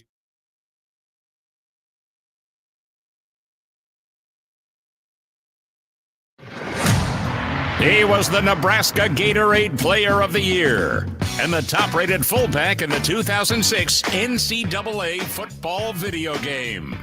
Now, he's a sports medicine specialist and team physician for the University of Nebraska. Live on the Morning Hookup right now, powered by Dr. Dane Todd. It is Nebraska's very own Dr. Dane Todd. welcome back in the Morning Hookup. We are full strength right now, 5 wide here in the Morning Hookup. Everybody in the house, Dr. Dane Todd, Jeff Motes, Elijah Herbal, Justice. What's up? Hanging out in the back, man. Creating the vibe on the ones and twos back there. So we got a lot to get to here coming up in a few more minutes. Let's get Mozi prep baseball. We're rolling, getting closer. The weather ain't no good, but we're getting there. No, the weather has been pretty lousy from a baseball standpoint, as you very well know. I'm trying to think. I did East and Papillion La Vista on Monday out at Sherman, and Troy Peltz is a guy that I've brought up before, who has been a part of that East High Ball Club for, I think this is his third year or fourth year on the varsity. Yep. And he was on that state championship team, very pivotal on that state championship team they had 2 seasons ago. And East was down 1-0 in the 5th inning on Monday to Papio. And he comes through the major league type 3-run triple that, brought in 3 runs and gave East ultimately the 6-1 victory on Monday afternoon. So East High improved to 18-2. They're playing in the Spartan Invite right now at Den Hardtog, and it's being streamed over on LincolnPrepSports.com right now. And so Ryan Swanigan's out there covering that, and he's got Grand Island and Norris to follow after that. Creighton Prep and Kearney, they're playing over at Sherman, and there's, I believe, 2 other teams that are playing in that invite. It's a big in-season tournament that they have every year, and that usually brings in some of the top-tiered programs from not just Class A, but now Class B. And we'll see how East does. Don't have a score update on that game with East and North Star right now, but they're playing as we speak. And that goes today, and it goes to through tomorrow as well. So a busy day for baseball over there. Plus, they got district soccer going on next door over at Seacrest. Avoid the area unless you're going. Yeah, no kidding. Busy day for Ryan Swanigan too. He was last night at our Salt Dogs meeting here, and then he goes off and works overnights at 10-11. He was at that crash out there, part of that pursuit overnight. Yeah. He was out there. He went and shot video of that, and then he was back to work, and then he's out doing baseball this morning. He's a very dedicated professional. Yes, he is. So Ryan Swanigan is everywhere. Confirmed. He is everywhere. Speaking of soccer, we mentioned this in sports this morning, that you got the continuation of the district champion, or not district, but the conference championship in the gold division for the HAC with East and Southwest. They're playing this morning. You got a couple of other boys championships being played over there today in different divisions. Southwest and Norfolk are in the gold. Southeast plays, I believe, in the silver division, and Fremont and Northeast play each other in the bronze division for the boys HAC tournament. So those are going on today, weather permitting, and I think they're going to be able to get those games in because there's no sign of any more rain. It's just going to be cloudy the rest of the day and pretty much gloomy otherwise. But there's that. And, we're going into the second and final week of the regular season for baseball next week. There's a lot of good games coming up. Northeast and East play Monday. How about Scott and Lincoln East on Tuesday? I think that's a great matchup. East, I believe, is back to being number 1 in A. Scott's number 1 in B. I'm curious to see how that all kind of shakes down. There's a lot of good stuff happening out there. Is there a team besides East out there, and it could be A or B, that has been a surprise when you look at like one? It's like, oh, they had potential and they're showing it, or it's one that's come out of nowhere and maybe can make a push. Really, not really. I think it was expected for Bennington to be very good this year. I think Waverly was another team that I think was expected to have a good year. But last week, Waverly wins the Eastern Midlands Conference Tournament Championship. They knock off Norris in the semifinal, and they beat Bennington in the championship. So I don't think there's really a major team that really stands out from what I've seen this spring. I don't know about you, Elijah, from what you have observed in some of those weekend games, but I mean, I think it's on par for who we are expected to see maybe emerge out of districts and going into the state tournament. In long baseball seasons, you can have hot weekends, you can have a hot start to the season. Typically, throughout a season, you'll return to mean. And I think we're at the point in the season now where the teams that you're expecting to be good are at this point. They're flexing their muscle a little bit. They're showing who they are because of that consistency. Whereas some of the teams that are in that middle range in Class A just don't have the consistency. And hey, could they make a run through districts into state?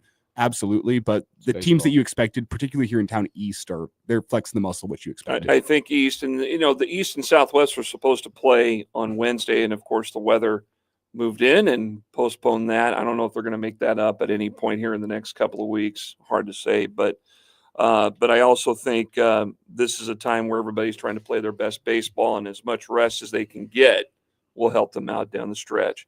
One thing I wanted to point out here really quick before I get to any other questions that you guys have. We ran this story in our news this morning, and we're running it throughout the day. Something new is coming to Lincoln, and it's flag football, girls flag football league that I think there's a big push for that's being done through Lincoln Youth Football, something that they may want to try to get incorporated by the NSAA at some point, because it sounds like now with the girls that are signing up, at least early, they've got at least 3 different teams from Lincoln High, 2 from Northeast. I think some of the other schools in town are trying to get teams assembled. The goal is to get at least 300 girls to participate in a league that will begin coming up next month. So the first practice will be May 13th. First games, I think, are Memorial Day weekend or just after Memorial Day weekend. And it's going to go all the way. The season will go through the 4th of July week. So, and they will play the flag football games at the Lincoln Youth Football Complex. And if you're not familiar with where that's at, it's right next to Sherman Field out there about 3rd and South in that area. But this sounds like a really neat deal. And it all gets underway this Sunday afternoon at the Beechner Complex over at Lincoln High from 3 to 5, where they're going to do a flag football camp for girls. And they're encouraging anybody that, if any of the girls from 3rd grade even through 12th grade, just saw some debris fly off the roof. It looks like water. Or was it water? I don't know what's happening. But anywho, they're encouraging any girls that are interested that want to go to this camp or even play in this league to, come to this camp, or you can sign up online. We have a link that you can go to sign up and get more information. It's up on our webpage in the local sports section at kfornow.com. But really a neat deal. And I think this is something that's being pushed across the country. And when I mean push, I mean like people are hopping on board and they want to do this. It's a nice, neat deal. It's a an evolution of a sport to engage others, because also they're going to have one there at the Husker games tomorrow. There's at 1 o'clock. There's is it Midland and the UNL All-Stars are going to play. And I know from even my days playing youth football here in town, there were girls that would come out and play, were really solid starters for us. It gets tough once you get into high school and puberty hits and you get the natural differences between guys and girls once puberty hits. So it's good to see that there can be an opportunity for girls to continue playing moving forward, get a varsity look at it. And Mike Selvage, who's the commissioner for the Lincoln Youth Football, Mike's great. He even pointed out when I interviewed him yesterday that this is also a chance too, that if any girls like what they do in flag football and they want to play more football, they have that option to go up and play tackle. If you're from 3rd grade through 8th grade, you can do that. Obviously, if you're in high school, then you can go play at the high school level. And we've seen girls play at the high school level here in town. Southeast had, was she a kicker? I'm trying to remember. Kicker, and she played a little defensive back. Yeah, and we've seen that here in Lincoln, so it's nothing new. And I think it's being highly encouraged. So, again, we have the link up on our webpage at kfornow.com. Just go to the local sports section. You can find the story right there all about it. It's got all the information that you can check out that, if you got a daughter or if you know someone that has a daughter that would be interested, let them know about it. No. Taylor was our starting defensive end in 7th grade. And she played really well. Went and played a couple years at Southwest before it gets tough, but yeah. What team for Lincoln Youth Football? That was Union Bank and Trust. Union Bank. Okay. Union Bank. Nice. I'm a proud Union Bank and Trust alum. There you go. Nice. Moats, before we get out of here. City champions, baby. You guys are you're covering a game right now. What's coming up for you? So we got the Spartan Invite all day today. It's on Prep Sports, and then we're scheduled to have East Northeast Monday. That may change based upon the weather forecast, because if you have been paying attention the last couple of days, they very rarely, they being the Storm Prediction Center, very rarely will put out a 7-day outlook. Yeah. And if they put a 7-day outlook with a generalized area, pretty good about it, and they are feeling very confident about this, and there is the potential that we could have severe weather on Monday afternoon, something that we don't need. We've benefited from the rain that we've gotten the last couple of days. All we want is rain. We don't want the bad stuff, Don't right? want any of that other crap. No, we can take the rain, but dependent upon that, we'll see if that game goes ahead. But that's something to keep an eye on. But yeah, Spartan invite all day today, and Swanigan is out there behind the hot microphone describing Rocking what's it. going on. Nice. So, All right. Well, Moats, man, we appreciate the update, my friend. Take care of yourself. yep. You. Have a great good weekend. sports weekend, fellas. There you go. You Jeff too. Moats, the Almanac there for you. Let's take another break. Come back. Talk a little Huskers with Dr. Dane Todd.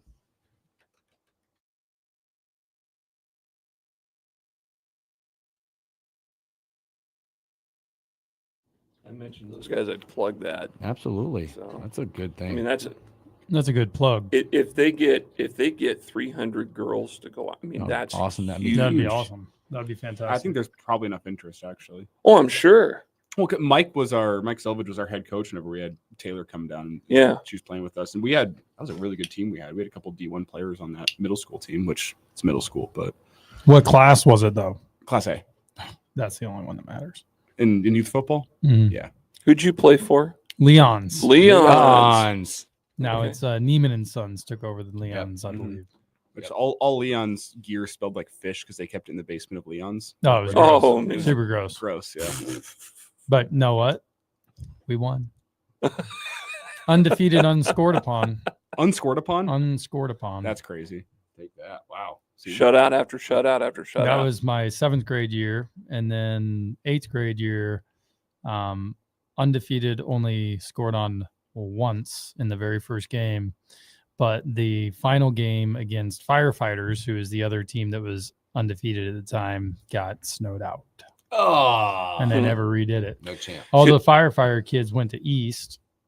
They actually split. They would either go to Northeast or they go to East. Oh, Most was of them it? went to East. Almost all of the There kids was- from this team went because ended there up was a going to dividing East. line at one point where if you lived north of Layton Avenue, you played for Elks. Oh, okay. If you lived south of Layton, you played for Firefighters. Well, then one year they shifted the boundary and they moved it, I think, to Holdridge.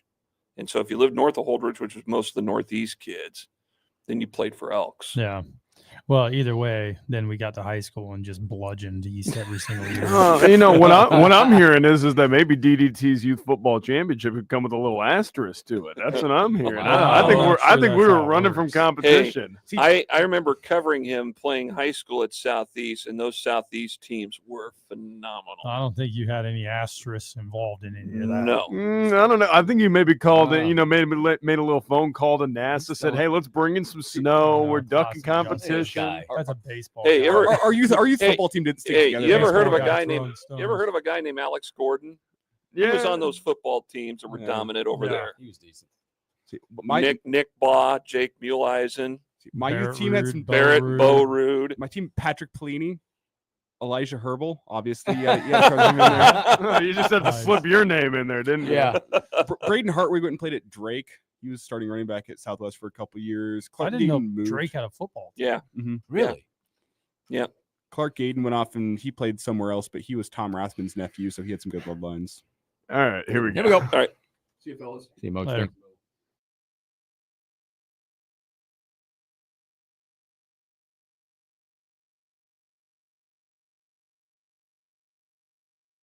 Stacks on deck, Patron on ice.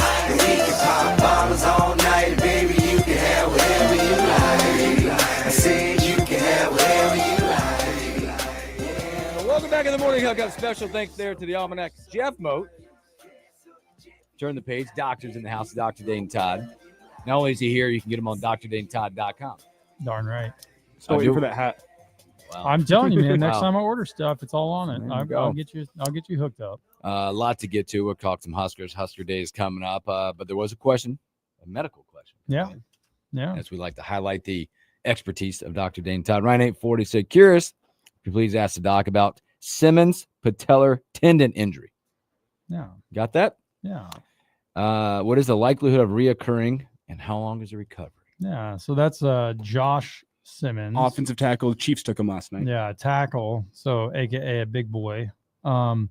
So yeah, patella tendon injuries. You basically end up disconnecting the kneecap from the lower leg, which makes it so you can't extend your leg pretty much at all, right?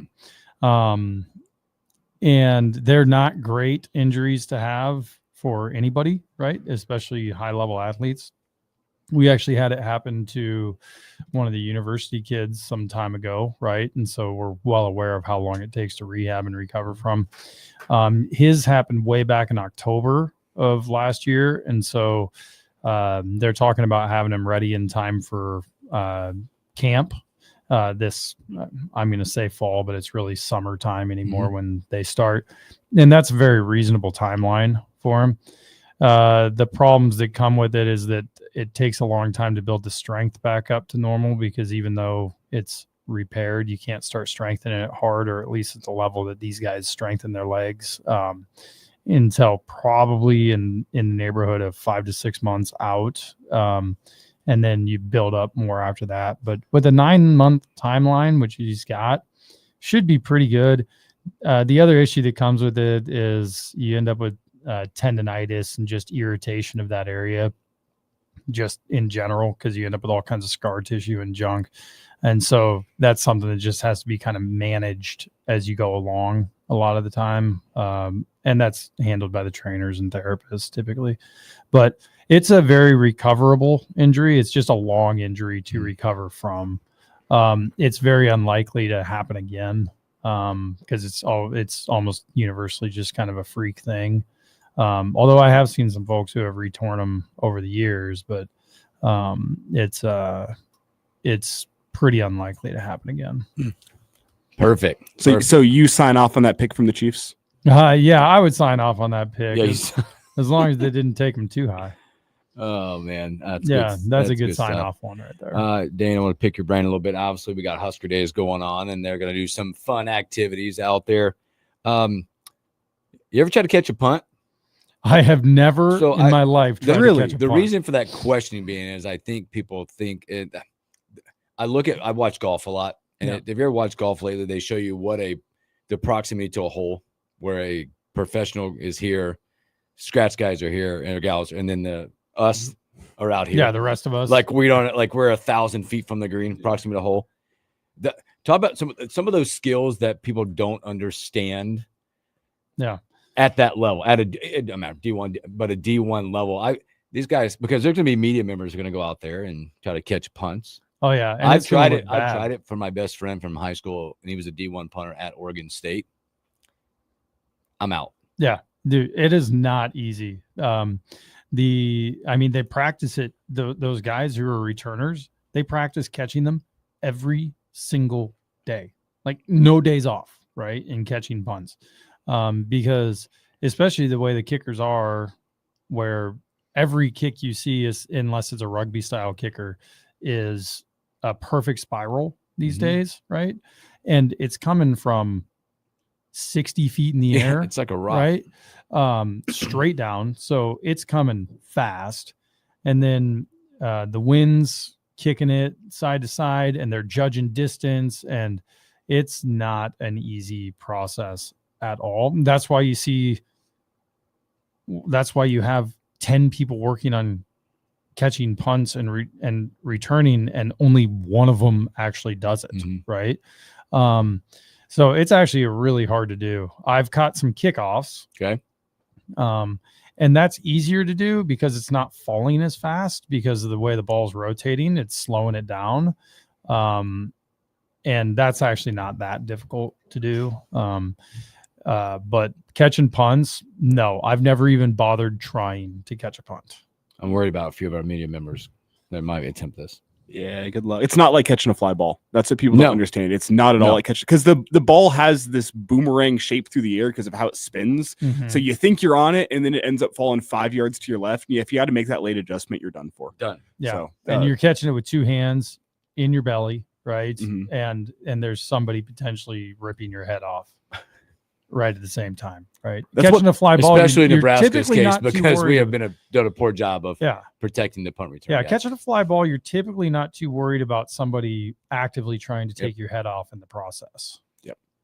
And luckily, the media members won't have to deal with that. I'll be curious to see if any of them have the confidence to throw the fair catch up. You think they're going to send gunners down to go kill Sean Callahan and Nick Sherman? I mean, that would be pretty funny. They absolutely should. I mean, that would be pretty.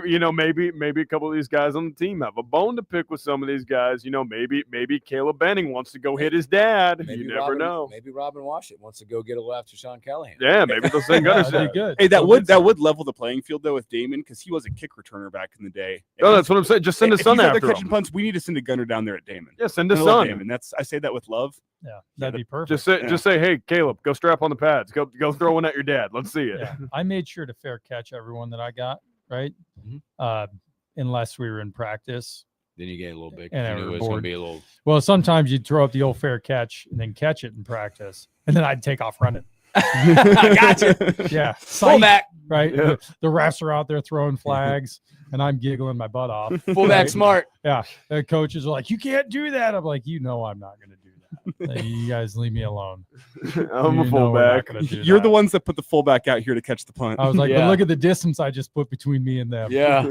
Catch me now. Who cares if it's illegal? Yeah, exactly. It's fine. It'll be all right. Maybe that's why they didn't put me back there to be an actual returner. So. Dr. Dane Todd in the house. They're going to do some cool events, I think, coming up, try to get engagement coming up with this whole Husker Days. Did you put anything in the yard sale? Because Elijah was asking if you could get some gear. I mean, no, but I got bins full of junk that I need to get rid of. I can tell you that much. I still got to go through that for you. My stuff might not fit you though anymore. Maybe if you were like high school Elijah, it'll fit you. But what is high school Elijah? I was 260. Yeah, baby. Yeah, it'd fit you just fine then. But I don't think my old stuff would fit you very well at this point. You could have made a little money off that. You could have just marketed it as old memorabilia. You could have pawned it off. The Dane Todd signature still carries weight. Just go sign everything. Yeah, go sign it. Yeah, that'll be perfect. Drop the value on those gray sweatpants. Hey, it's not don't like mess with the jumpsuit. Dude, there is no way I'm ever getting rid of the jumpsuit. Don't mess with the jumpsuit. Is staying forever. You guys ever seen the jumpsuit? Do you still wear that on game days? It still has the tags on it. Hey, I got the shoes. I have tags on that velour jumpsuit It's still. sweet. And I've got the bowling shirt still. Now we're talking. I've got the bowling shirt, the Alamo Bowl bowling shirt. Yes.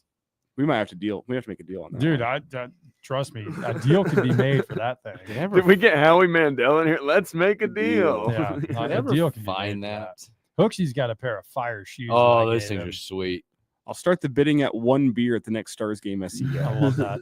Honestly, the only pair of shoes that I have though still from that I'm keeping, it's not even from back when I played. It's actually from several years ago for covering. They've actually got the Nebraska N embroidered onto them on these Adidas shoes, and I'm hanging on to those babies. You're gonna be buried in those someday. No, I won't, because eventually I'll wear them. Yeah, when I die, bury me in the velour jumpsuit. That's a DDT.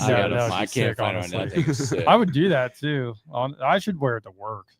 Anybody who's ever come see me in the office knows that I ain't dressing up for anything. I could rock This is that. the most I baby at think work. I've seen you dressed up. Yeah, I know. This is as close as I get. Only because it's cold outside too. Yeah, That's I've why got my Dane- scrub pants and a hoodie on. That's why Dane got all that schooling done, so he can wear whatever he wants to work. Nah. Turns out you can do that in pretty much any profession. Yeah, That is life you just in gotta America. be willing to. Life in America post COVID is casualification of Changed. America. We had Ashton Ginty wearing Crocs to the draft last night. And you see know that? what? Good Yeah, on yes. him. Good Good for on him. him. I'm tired of this, super dressed to the nine stuff. We'll leave that for the people who are actually important. And trust me, I dressed this way well before COVID happened. So. It makes my life so simple. Right? I know exactly what pants I'm putting on. Darn right. I own 6 T-shirts and they just get rotated. My man. I own about a half dozen hoodies and they get rotated. As long as you're washing them regularly, we're all good. Oh yeah, keeps them clean. I Keep keep 'em them clean. So clean. simple. Who are you trying to impress? Really? Yeah, simple. Not me. I mean, shoot, you're already married. You got that taken care of. Darn So. right. We were talking about sports. we were. We were. Then we got on the live track. Hey, Well, you hey, guys got Ashton Genty. You got any sports Husker Let's questions not, for the doctor? well, My God. not even Husker related, but I just want to remind everybody that right now, this time of year, NHL playoffs have started. Oh, we mentioned it yesterday. We Yeah. talked a little bit yesterday about like if I'm surfing the channels, like playoff hockey is electric. Dude, if we you need to put guys- a hit out on the Hurricanes. Yeah, I'm serious. If anybody hasn't ever watched NHL hockey, Playoff time is when you do it. And the Oh. reason why isn't that the game's any better, but what happens is the star players start hitting. Mm-hmm. Okay. Because during the season, there's a whole lot of like not as much contact because, well, it's an 82 game season, right? You get into the playoffs and they start hitting. Well, they're playing for the prize and now. it changes entirely. It's honestly not too dissimilar from the Four Nations, Mhm. right? Where your best players start hitting, that game gets stupid fast and ridiculous, and it's fun to watch. So if you Also, get a chance, check it out. Not to mention, in a 7-game series in hockey, teams start getting really tired of each other after about game 3. So you Mhm. start getting deep in series. And what's nice about hockey is the refs let the players handle it themselves. They're Mhm. going to stay out of Self-police it. You self-police. If things are going to get physical, just take care of it after the goalie ices the puck or covers the puck. You guys handle it. Get a couple shots in. We'll take the face off. It starts getting really chippy and really physical because after about game 3, teams just start hating each other. Yep. They hate playing each other. And I love that. I love that. I want teams that just hate seeing the other team's jersey. Like, let's just go back to USA, Canada, and let's just get the Kachuk brothers up there and let's just start a line fight. Kachuk Let's brothers do it. are both playing in the postseason for their respective teams. One of them's not going to be playing for very long. Talking Matthew? Brady. No, they're down 0-3 right now. I thought you were talking about Brady with the injury. I'm like, he's been playing well. No, He's job's not finished. Out of the playoffs here pretty quick. What's that perspective like for you? Because you do get to cover the stars, a Mm-hmm. sport that you love in hockey, being a doctor and covering a sport that you understand. Because not to knock doctors or any other Right. profession, but sometimes things get covered that they don't understand or have never done. Oh, right, without I think, a I think question. it's a unique perspective that you get. Well, for sure. And it's honestly, I had that exact same experience in covering gymnastics. Yes. Right. Because I didn't know anything about gymnastics when I first started covering it, but now 8 years later, right? Like I still don't know what they mean when they're talking about certain, I know when they stick a skills landing. that they're doing, right? But it's actually extremely helpful to know about it because I know what the injuries that they get cause, right? And what they need to use their bodies for and how they need to use them and what they can get away with and what they can't, right? And so it's actually extremely helpful to have an underlying knowledge of the sport itself in order to judge how long somebody's going to be out with something, or is this something that's going to hurt but is fine to continue playing with. And so, and on the flip side of that though, too, I also am well aware of what I need to ask other people about. Right. So for instance, in hockey, you can get hand injuries and still play. But will you be able to play well is a question. And so I'll be able to ask my hand partners, hey, what can we get away with here? Right. So it's actually extremely helpful to know. Yeah, I just think it's an interesting perspective knowing the sport, but the skills that are provided in that sport. Like I said, maybe a hand injury that might talk to your hand guy about right the way I'm handling a stick per se. Right. Like a groin injury is way different for my gymnast than it is for my hockey players. Right. Way different. I can still have the gymnast do a lot of things. You get a groin injury in a hockey player and we're really shut down pretty hard for a bit. Great comment, Troy. What's up, my friend? It says, it's awesome when DDT comes into the room. You feel like he's one of your buddies that just came back from hold my beer moment. Makes everyone feel at ease. I love that, man. I love that. Yeah, but are we supposed to talk about Huskers now? We should talk about Huskers. I don't know. I think we could talk about putting a hit out on the Hurricanes for not letting my Blue Jackets get into the playoffs. I think we can do that. No. The problem with Nebraska talk right now is the amount of interest in the spring showcase tomorrow is low. Yeah, very we low. We brought the fact up, like again, and documented as a player, dislike spring. It's not your favorite moment. Yeah, spring. Right? Is not I fun. think that's probably common. Yeah. I applaud Nebraska trying to maybe engage some interest, but I think it's low. I think because I know we've all talked. Like I don't know anybody in my circle that would ask, "Go, hey, do you have a ticket?" Yeah, no, that's you're not fair. getting an action. Like my buddies are watching Talladega tomorrow. Like, you know what I'm saying? Like this is like we got playoff hockey, NBA playoffs. Like I got other things to do. And to me, it's unfortunate based on the fact that I always loved the nature of the spring game, that moment for families that don't get normally a chance to go.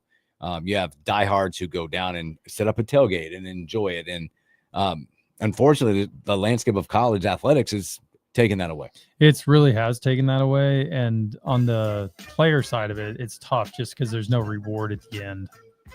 Yeah, I mean, tomorrow, and there's a lot of armchair quarterbacks that are going to be around. But, oh, boy, man, that's quick. Dr. Dane Todd, drdanetodd.com/424844012 if you need the doc. Don't call him this weekend. He's got kids. Darn right. He's got kids. From Elijah, from Justice, from myself. Guys, have a great Friday. Enjoy your weekend. If you're down at Nebraska, go support those kids and have a great weekend. Catch you on a Monday. Go Stars.